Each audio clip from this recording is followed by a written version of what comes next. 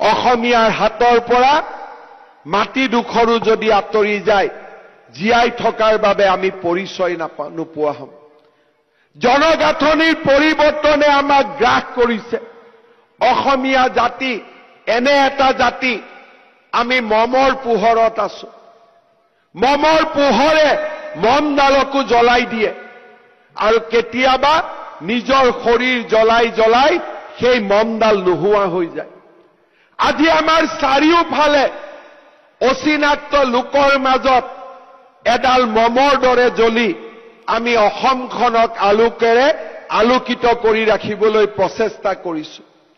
কিন্তু আমি যদি এই মমৰ পোহৰক সূৰুজৰ পোহৰলৈ ৰূপান্তৰ কৰিব পাৰো, অসমীয়া জাতিক কোনেও আন্ধাৰৰ অমাৱস্যাৰে ঢাকিব নোৱাৰিব। আমাৰ প্ৰতিজ্ঞা হ'ব লাগিব, এই জাতিটোলৈ আমি সূৰুজৰ পোহৰ আনিম।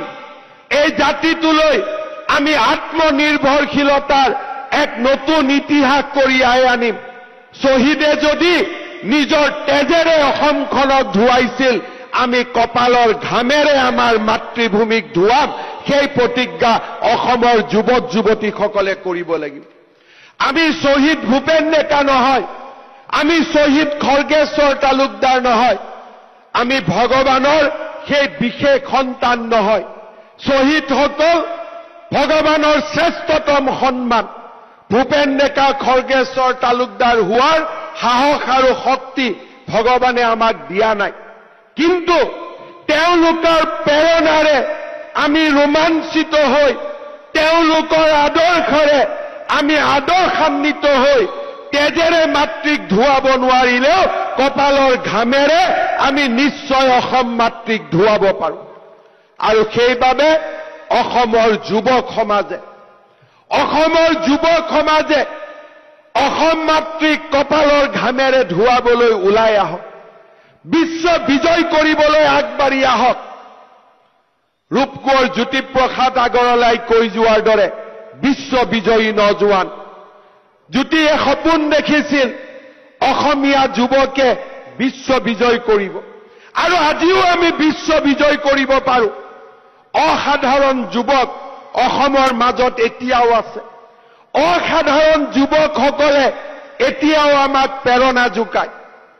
মই বাৰে বাৰে অনুৰোধ কৰিম, অসমৰ ভৱিষ্যত আমি তেতিয়া সুৰক্ষিত কৰিব পাৰিম যেতিয়া অসমৰ প্ৰতিটো কামৰ ওপৰত অধিকাৰ আমাৰ থাকিব।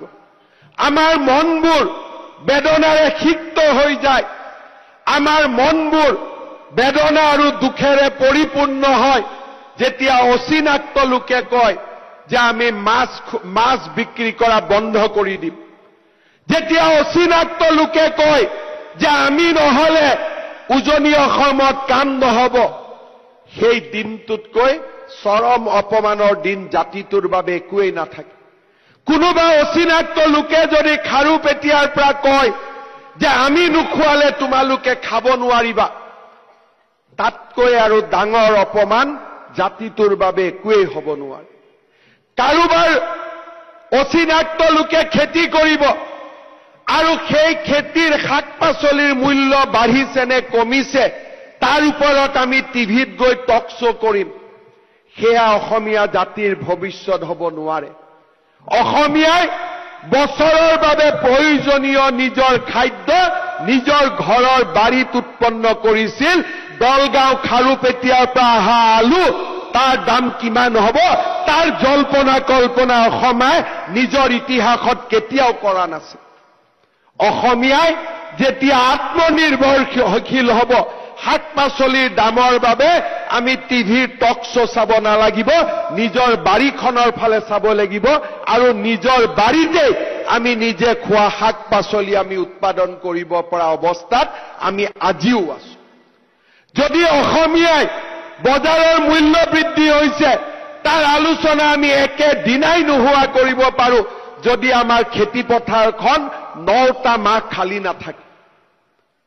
3টা মাহ খেতিৰ পিছত 9 মাহ যেতিয়া এখন খেতি পথাৰ খালী পৰি থাকিব, সেই জাতিটোৱে মূল্য বৃদ্ধিৰ বাবে টক শ্ব' কৰাৰ বাদে আন কোনো বিকল্প নাথাকে।